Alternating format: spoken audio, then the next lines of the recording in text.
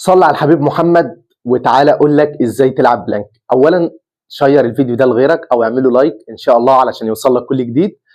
اللعبه دي عباره عن استمراريه، واي حاجه في الدنيا عمرك ما عملت حاجه فيها وما وصلت لهاش. يعني اللي عايز يوصل طب ذاكر ووصل لطب، اللي عايز يلعب كمال اجسام تعب ووصل لكمال اجسام، اللي عايز يلعب مش عارف ايه وصل نفس الكلام.